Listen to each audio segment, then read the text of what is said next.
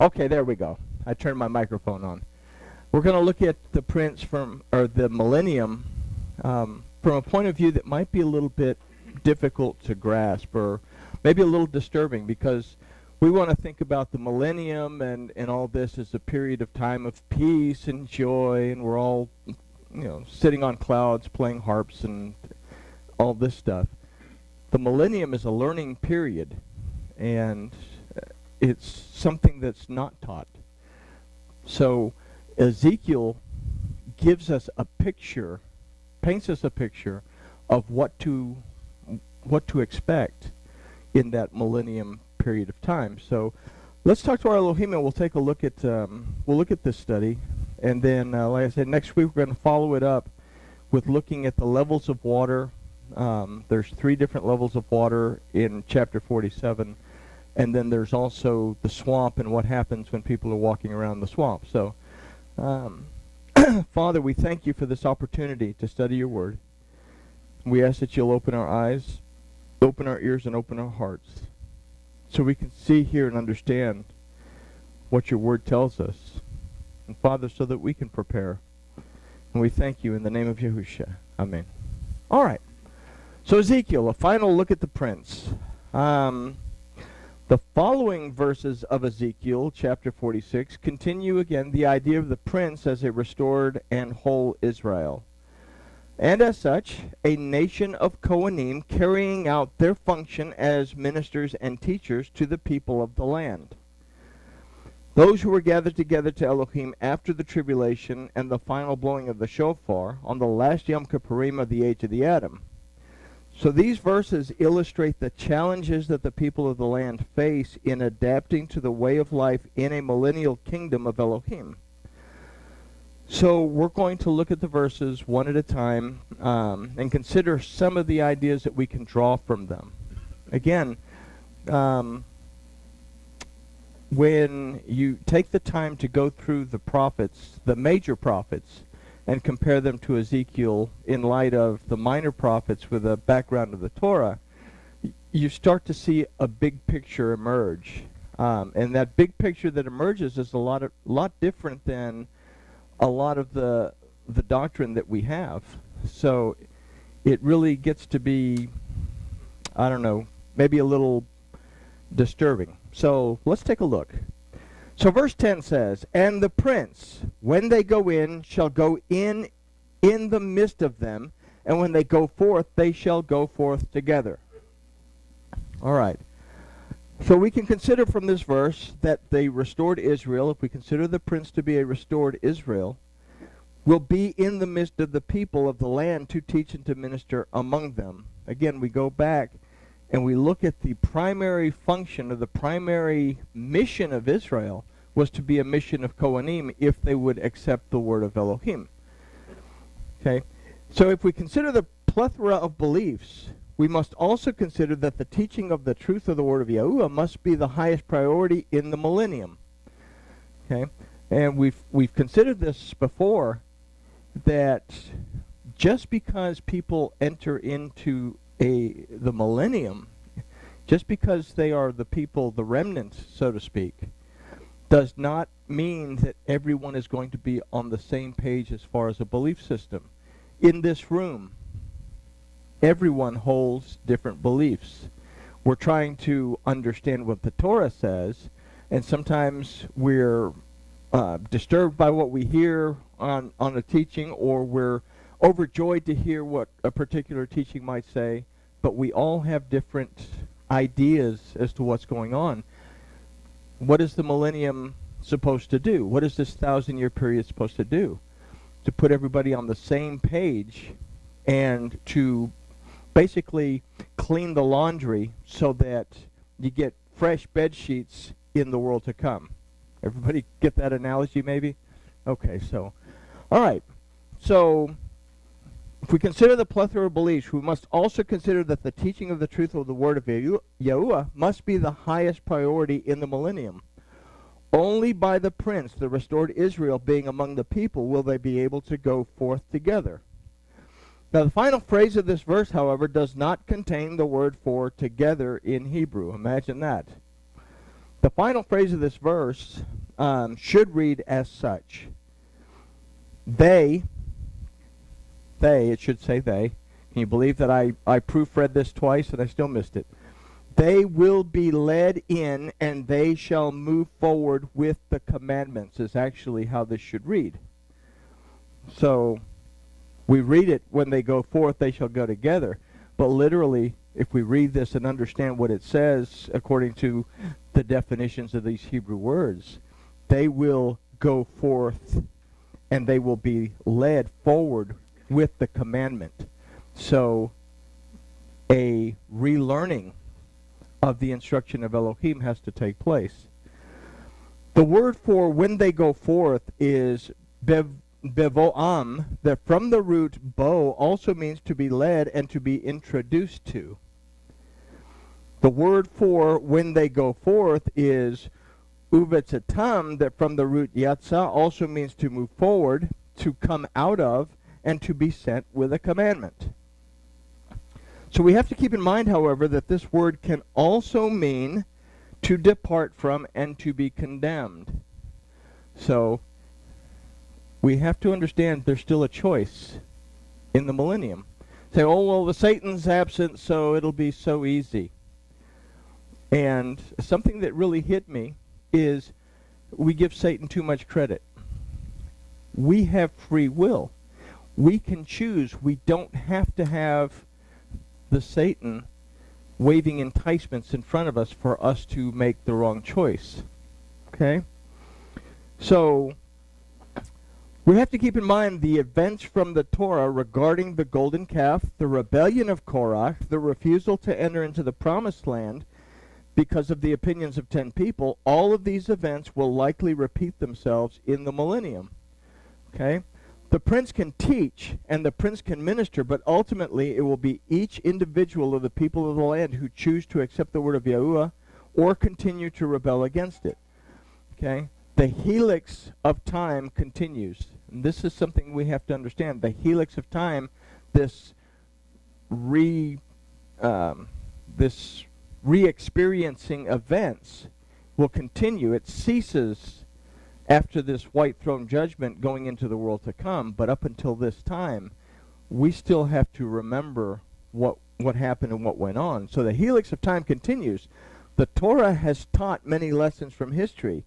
Now these lessons must be remembered and not repeated.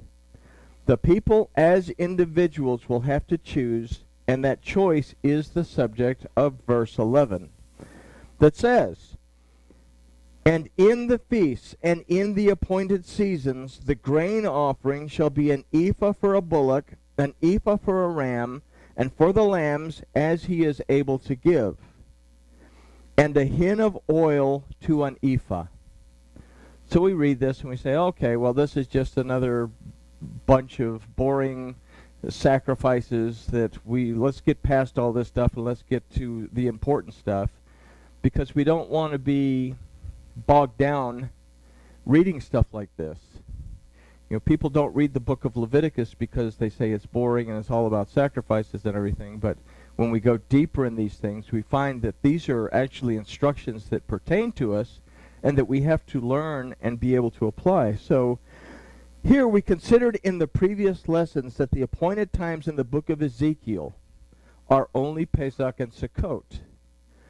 Yom Teruah is no more, as the shofar will have sounded, alerting those who are sensitive to the voice of Yahuwah.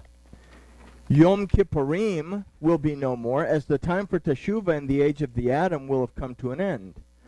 And Shavuot will be no more, as the Torah and the Spirit of Yahuwah that were meant to instruct the world to heed the instruction of Elohim in the age of the Adam will have fulfilled the commitment to the Adam prior to the closing of the age of the Adam, right before the beginning of the millennium. So we remember in that past study that in Ezekiel we have three of the major, what we call major events, which are Yom Teruah, we call it Rosh Hashanah, Yom Teruah, Yom Kippur, or Shavuot, Yom Teruah, and Yom Kippur are not mentioned in Ezekiel. And you go straight from Pesach to Sukkot in a 6-month period of time, but there's nothing in between. So the paradigm changes, so to speak. All right. Prior to the age when the beginning, only a final deliverance and the journey towards the world to come will remain. Okay? So this is a period of learning and relearning. When we consider the grain offering, we can equate this to the ability to receive and acknowledge the word of Yahuwah. Okay? What is grain? What comes from grain? Well, it's bread. We start to make a connection that it represents the word of Yahuwah Elohim. An ephah is a unit of measure. We can consider that an ephah of grain is a certain measure of understanding and commitment to the word of Yahuwah. Okay? And we read in, it escapes me, but Paul says, everyone is given a measure of faith. So not only will there be a difference in the belief systems within the millennium, but we have to consider also that there will also be different measures of faith and different measures of commitment to making changes according to the word of Elohim. Okay? So if we consider the bullock to represent the proto-Sinaitic Aleph, and that the Aleph is a representation of Yahuwah Elohim, then we can consider an ephah of grain with the bullock as being a measure of understanding and commitment to Yahuwah Elohim. All right? There's another paradigm change, is that all of a sudden Yahuwah will become very real and very present. Okay? The feeling of that presence will be felt. You know, now it takes effort for us to be able to be aware that Elohim is present even in the room with us. But that presence now will be felt. We go back to Bereshit and we understand that Ish and Isha, the Adam, hid themselves because they heard the voice of Elohim walking in the garden in the breeze of the day. They were aware. And this is an awareness that will come back. All right, so where were we? If we consider the ram to be a representation of redemption, deliverance, and restoration, then we can consider an ephah with the ram to represent a measure of understanding and a commitment to remain in a state of redemption, deliverance, and restoration. Basically, we're doing what we're doing now, except now we have people there to guide us, to teach us, to minister to the people of the land, to help them along. And there isn't a plethora of other things to distract. So if we consider and the lambs as he is able to give, we can consider that teshuvah is also something that will require a level of commitment and understanding. The people of the land will have to recognize transgression and be committed to teshuvah when they transgress. What was the reason that Ish and Isha, the man and the woman, were expelled from the garden? It wasn't because they ate the fruit. Was because they failed to recognize that they had eaten the fruit and then make teshuvah. So there'll have to be an understanding and a commitment to making teshuvah. So all of this is to be given with a hin of oil to an ephah. So everything that we've considered must be based on the truth of the word of Yahuwah and not the assumptions of what the word says. There can be no dogma in the millennium. Okay? So we have to understand what Ezekiel is trying to portray to these enslaved people, or these people that are now without a home in the diaspora, is that when you return to the land, when Elohim delivers you, then we will have to go back to worshiping Elohim according to his word. So these concepts are further reflected in verse 12 that says, "And when the prince shall prepare a freewill offering, a burnt offering, or peace offerings as a freewill offering unto Yahuwah, one shall open for him the gate that looks towards the east, and he shall prepare his burnt offering and his peace offerings as he does on the Sabbath day. Then he shall go forth, and after his going forth, one shall shut the gate." This verse is huge as far as its connection to our belief system And it's basically, it's also a verification, or is it verification a word I want to use, to Revelation, where Babylon the Great is finally stomped out. So let's look at it. The offerings mentioned in this verse illustrate a desire, a willing desire to Shema and Shamar, the word of Yahuwah. This is what the free will offering, the burnt offering, represents. The person would bring that offering not expecting to get anything in return. They would do it totally and completely voluntary. They would volunteer something of value. So the thing of value that we have to volunteer is ourselves at this point. So we have to have a desire to Shema, to perceive, discern, and understand, and then Shamar, to guard, treasure, preserve, and observe the word of Yahuwah. It's in the phrase, one shall open for him the gate that looks towards the east, that we have to become aware of if we are to truly Shema and Shamar the word of Yahuwah. We have to understand what this opening of the gate that faces east means if we're to truly perceive, discern, and understand the word of Yahuwah, and if we are to truly be willing to preserve what that word says and observe it in our lives. So the word used for look in this phrase is haponeh, that also means to turn away from.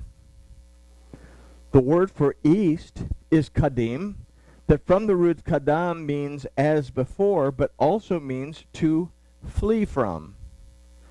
So let's take a look at the events that transpired when the descendants of Ham went east.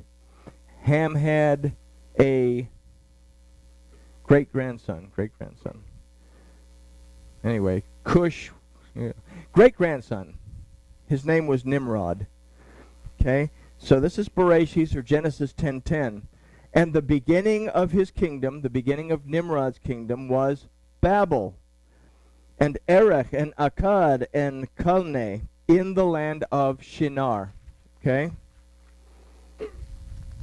So we ask, so the kingdom of Nimrod, a descendant of Ham, was Babel, in the land of Shinar. Where was Shinar? So let's consider Bereshit 11:2, that tells us where the descendants of Ham went. And this begins the whole Tower of Babel thing, but it says, and it came to pass as they journeyed east, that they found a plain in the land of Shinar, and they dwelt there. Okay? It was at Shinar that the people disobeyed the commandment of Yahuwah to fill the earth and replenish it. This was the first commandment given to the Adam. He says, be fruitful and multiply and fill the earth. So there's a flood that wipes out the earth. The first commandment given to Noah is be fruitful and multiply and fill the earth. So there's no misunderstanding. The first commandment that we received was be fruitful and multiply and fill the earth. Back then it wasn't so difficult because they didn't have rabbis telling them that they had 613 commandments when they only have 10 to figure out. Okay? So instead, they remained, and in defiance of Yahuwah, they began to build a tower. This land, according to Bereshit 11:9, would be called Babel. Babel and Babylon are representations of false worship and rebellion against the word of Yahuwah. So in the phrase, one shall open for him the gate that looks towards the east, we can consider the act of remembering the past error of seeking false beliefs based on dogma, and to turn away from and flee from them. It is in the book of Revelation that Yahusha tells his people to come out of Babylon. He says, come out of her, my people. And it is in the same book that Babylon the Great is finally destroyed. Okay?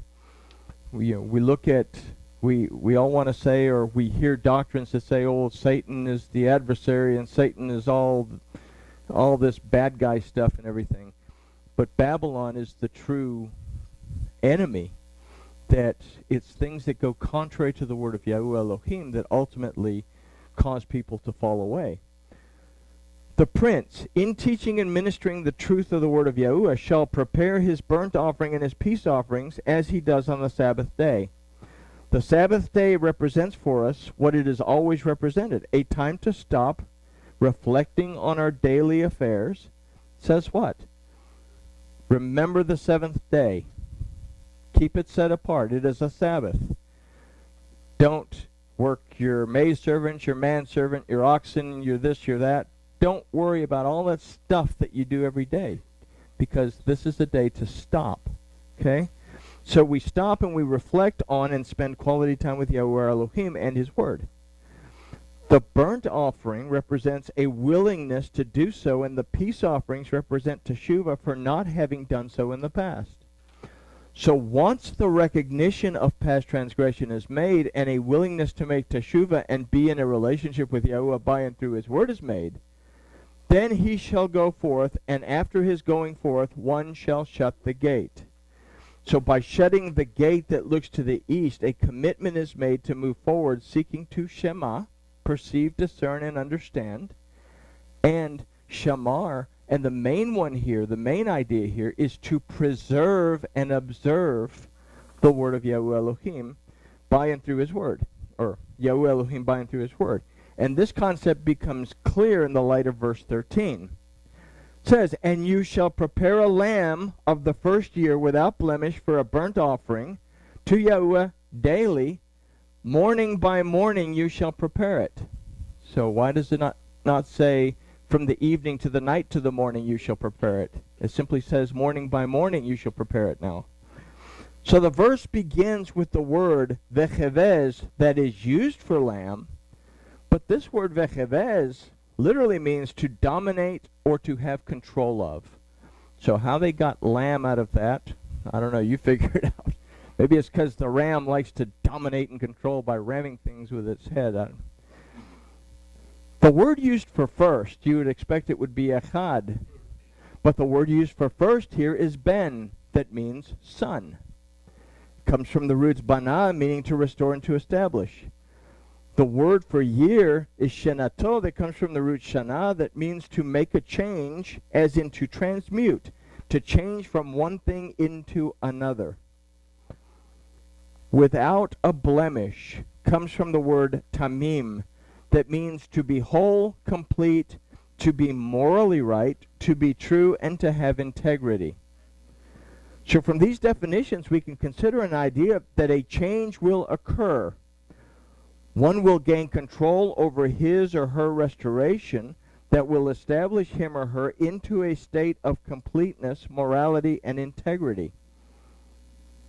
From the phrase for a burnt offering to Yahweh, we consider that this change will become a voluntary effort out of a desire to draw closer to Yahweh as Elohim. Okay? So everybody's now on the same page. They all have the same Torah, they all have the same instruction, they all have the same commandment, they have ministers and teachers who are dedicated to the single purpose of being a light to the world. Now the people of the land have to choose whether they are going to make those changes and transform into the moral, ethical,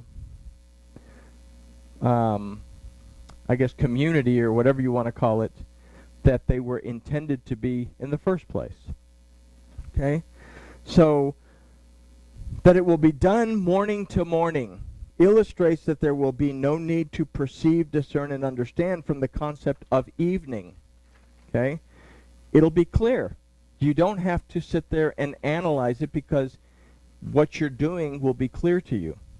Nor will it be a learning experience through trial and error from the concept of night.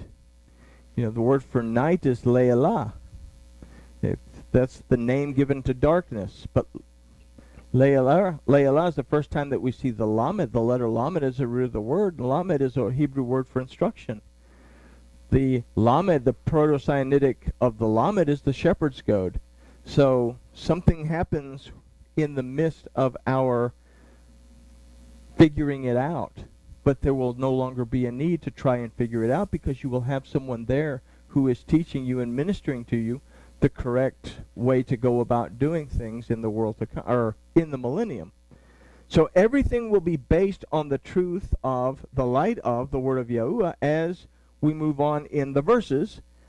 We'll find that not everyone, however, will be willing to change. The word for prepare is asa, that also means to accomplish and to observe. And it's also the word used to describe the creation of the Adam by Elohim in Bereshit 1:26 that says, "And Elohim said, let us asa, the Adam in our image, after our likeness, and let them have dominion over the fish of the sea, and over the fowl of the air, and over the cattle, and all of the earth, and over every creeping thing that creeps upon the earth." So in fulfilling the requirements of verse 13, the people of the land will achieve being in the image and the likeness of Elohim, having the capacity to judge right from wrong, truth from falsehood, and in doing so make the moral choices based on truth and integrity. And this concept is expounded on in verse 14. "And you shall prepare a grain offering with it morning by morning, the 6th part of an ephah, the 3rd part of a hin of oil, to moisten the fine flour, a grain offering to Yahuwah continually by a perpetual ordinance." So the grain offering, again, the commitment to understand the word of Yahuwah, will be asa, will be observed morning to morning in the light of its truth. In the phrase, the 6th part of an ephah, we can consider 6 to represent the letter uah, or we call it vav nowadays, that represents humankind as well as our carnal side. So from this verse, we can consider that the people are to become what humankind was meant to be, as the people will maintain a measure of their humanity. We were created human, but we were filled with a spiritual nature, and we were placed in the garden, and we were to have had a spiritual relationship with Yahuwah Elohim, understand and be able to feel his presence. So this is the process of going back to what we were supposed to be. Because remember, the goal of all this is to reach that 8th day of Sukkot, the transition from the millennium into the world to come, which is the eternal part. This will be based upon the 3rd part of a hin of oil to moisten the fine flour. So oil is a representation of truth. 3 is the letter Gimel that represents wealth and stability from its positive side. From its negative side, wealth, or Gimel, from its negative side, represents arrogance and pride. And flour is again a representation of the word of Yahuwah, but now it's fine flour. It's not simply a meal offering. It's not simply a grain offering. That grain is now been condensed into a very fine powder. So we see a transition taking place through this learning process of this transformation beginning to take place. Okay? Again, a representation of the word. From this phrase, we can consider that the maintaining of humanity in each person will be based on the wealth and stability as found in the truth of the word of Yahuwah. The prophet Jeremiah says that we will not have to ask who Yahuwah is, because we'll know who he is. And the Torah will be inscribed on our hearts. It will dominate our desires, passions, appetites, emotions. In this, the people of the land can offer a grain offering to Yahuwah continually by a perpetual ordinance. So, an understanding of and a commitment to Yahuwah Elohim by and through his word, a commitment that will take them forward into the world to come. There has to be a transition, there has to be a change that takes place in the people of the land. They have to be taught, they have to be guided, so that this change can take place, so that they can go through this 1,000-year millennium, survive the white throne judgment, so that they can enter into the land. Everything is that they're being taught is the word of Elohim, and how to maintain that relationship with Elohim, how to maintain a relationship with one another. So it's not all clouds and harps and halos and stuff.